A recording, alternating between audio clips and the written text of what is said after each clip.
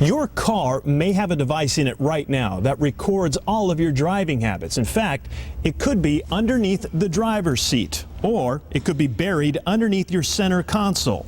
Now, currently, automakers voluntarily install these devices in cars. But in light of the Toyota recall, federal regulators are now considering making them mandatory. In just a minute, I'll show you how you can find out if your car has one. But first, here's what the hidden device is and how it works. When an accident occurs, responding officers spring into action. 323 to 584. Drivers and witnesses are interviewed, measurements are taken, and the wrecked cars are hauled away.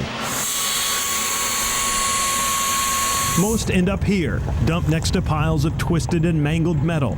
But hidden inside most cars, probably yours, is a device that has captured critical information. 2/3 of new cars have them. So do roughly 40% of cars already on the road. And safety officials are now considering making them mandatory on all new cars. Problem is, most drivers have no idea it exists. I don't know that much about them, but I would be a little shocked. That would kind of freak me out, kind of. This is the hidden device we're talking about. It's called an event data recorder. It's only activated when it senses the possibility of an airbag deployment, and it records critical data in seconds before and during an accident. We always want to see how the driver's reacting at a time of an accident. Mike SHALOSKI is an accident reconstructionist. It's his job to download the information from the recorder and then interpret the data. A lot of times we see situations where maybe an inattentive driver runs into an object. We can look at it, where the brakes were applied or not, the speed they were doing at that particular time, maybe even in some circumstances where the steering wheel was in the position. And that data is increasingly finding its way into courtrooms as evidence in criminal and civil cases. As a plaintiff's lawyer, I like event data recorders.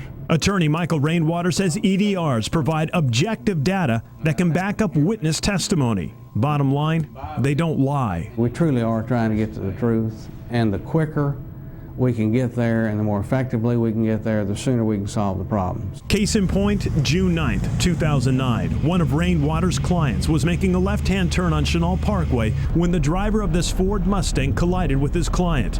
There were conflicting testimonies as to who was at fault, until Rainwater got the EDR from the Ford Mustang. We know as a matter of fact, indisputable, that vehicle was traveling at an excess of 80 miles an hour on Chenal.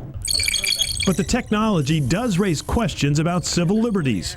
Many call it another example of Big Brother. I like my privacy, so I just wouldn't want it to end up being public knowledge. I think that should be up to the consumers to decide if they want that in their car or not. Others see the data recorders as a positive. I think it'd be good. I think it'd probably help my insurance rates go down. If I get into an accident, you know what I'm saying, it's not my fault. They'll know my speed and everything. Whatever your opinion is, know this. According to Arkansas state law, you own the device, and the only way anyone can obtain the data legally is if you give them permission, or if a court of law subpoenas the data through a court order. Now, some of you may be wondering if your car is rigged up with an event data recorder or EDR. If so, there are two ways to find out. Here's the easiest way. Just log on to fox16.com and click on My Story. You'll see it on our homepage. And once you do that, you can then enter the make, model, and year of your car. That should tell you if you have an EDR. But if your car is not listed, then you definitely want to check your owner's manual. Just look for the words Event Data Recorder. I've also posted several links that will provide you with more in-depth information about these devices, including what else they record and how they work, because they don't just record your speed and whether you're wearing a seatbelt and the position of the steering wheel. It is a number of different things. They have a number of sensors throughout the car. Well, tell me this. If you find out you have one, is there a way to turn it off? Legally, you can turn it off if you want. Because it's yours. Yeah. However, a strong word of caution. If you do that, you will also be deactivating the airbags. The event data recorder is actually hooked up to the airbags. So if you deactivate the EDR, You deactivate, You deactivate the airbags. And you don't want to do that. And you run the risk of serious injury should you get into an accident. My goodness. Well, I'm going to check tonight and see if I have one. There you go. I'm curious.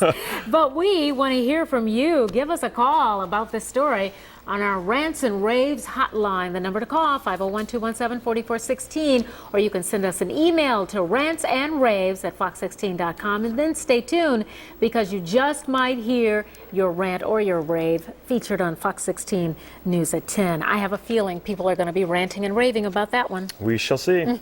More beds in the Pulaski County Jail. What the sheriff credits for opening up more space. And new information tonight after a woman's body is found stuffed in a dumpster.